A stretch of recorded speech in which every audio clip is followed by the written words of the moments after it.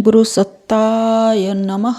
गायत्री महाविज्ञान द्वितीय भाग। लेखक वेद मूर्ति तपोनिष्ठ पंडित श्री राम शर्मा आचार्य।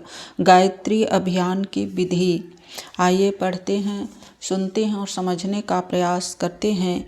1 वर्ष में 5 लाख जप पूरा करने का अभियान किसी भी मास में शुक्ल पक्ष की एकादशी से आरंभ किया जा सकता है।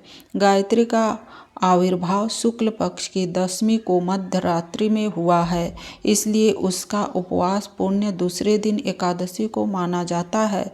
अभियान आरंभ करने के लिए यही मुहूर्त सबसे उत्तम है।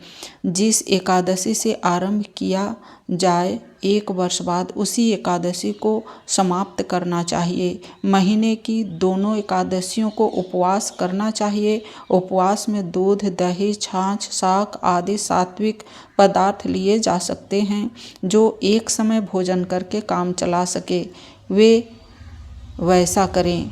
बाल, वृद्ध, गर्भिणी या कमजोर प्रकृति के व्यक्ति 2 बार भी सात्विक आहार ले सकते हैं। उपवास के दिन पानी कई बार पीना चाहिए। दोनों एकादशियों को 24 मालाएं जपनी चाहिए। साधारण दिनों में प्रतिदिन 10 मालाएं जपनी चाहिए।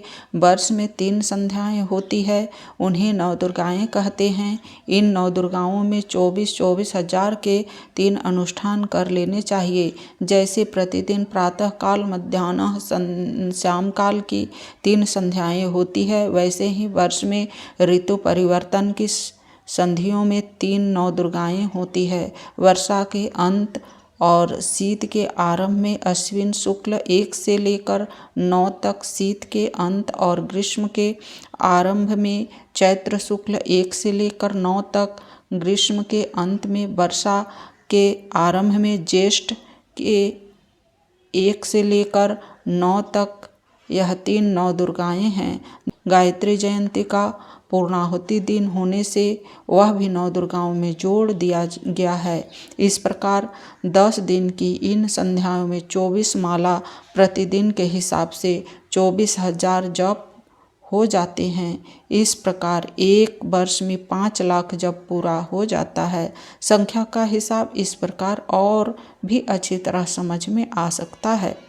12 महीने की 24 एकादशियों को प्रतिदिन 24 मालाओं के हिसाब से 24 × 24 बराबर 576 मालाएं।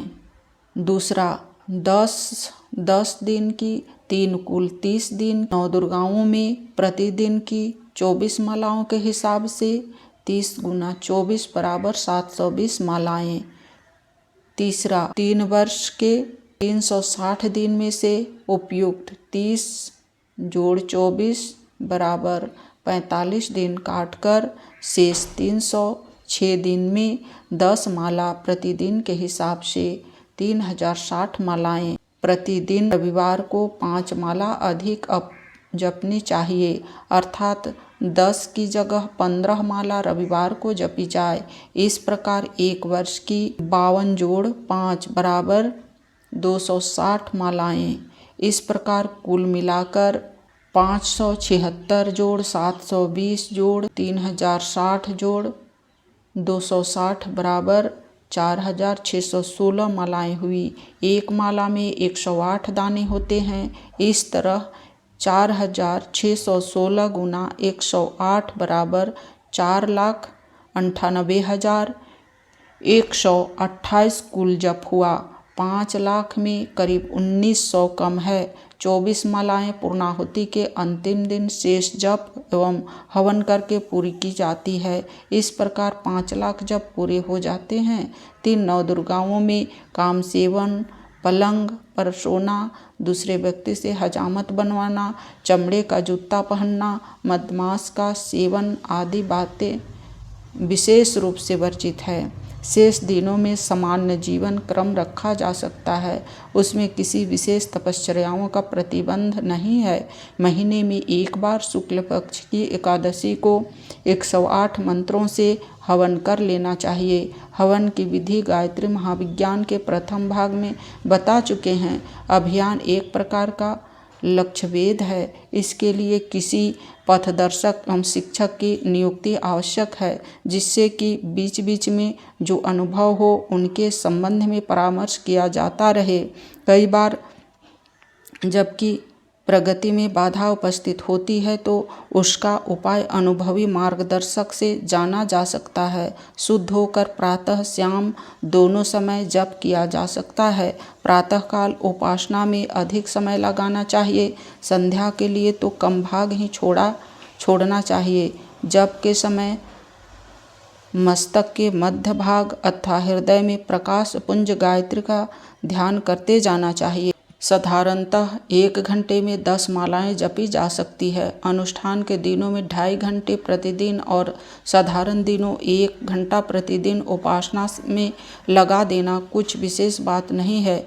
सूतक, यात्रा, बीमारी आदि के दिनों में बिना माला के मानसिक जप चालू रखना चाहिए। किसी दिन साधना छूट जाने पर उसकी पूर्ति अगले दिन की जा सकती है। फिर भी यदि वर्ष के अंत में कुछ जप कम रह जाए तो उसके लिए ऐसा हो सकता है कि उतने मंत्र अपने लिए किसी से उधार जपाए जा सकते हैं जो सुविधाजनक लौटा दिए जाएं। इस प्रकार हवन आदि की कोई असुविधा पड़े तो वह किसी प्रकार सहयोग के आधार पर पूरी की जा सकती है। किसी साधक की साधना खंडित न होने देने एवं उसका संकल्प पूरा करने के लिए अखंड ज्योति से भी समुचित उत्साह, पथ दर्शन तथा सहयोग मिल जाता है। अभियान 1 वर्ष में पूरा होता है। साधना की महानता को देखते हुए इतना समय कुछ अधिक नहीं है। इस तपस्या के लिए जिनके मन में उत्साह है उन्हें इस शुभ आरंभ को कर ही देना चाहिए। आगे चलकर माता अपने आप संभाल लेती हैं। यह निश्चित है कि शुभ आरंभ का परिणाम शुभ ही होता है। ओम शांति।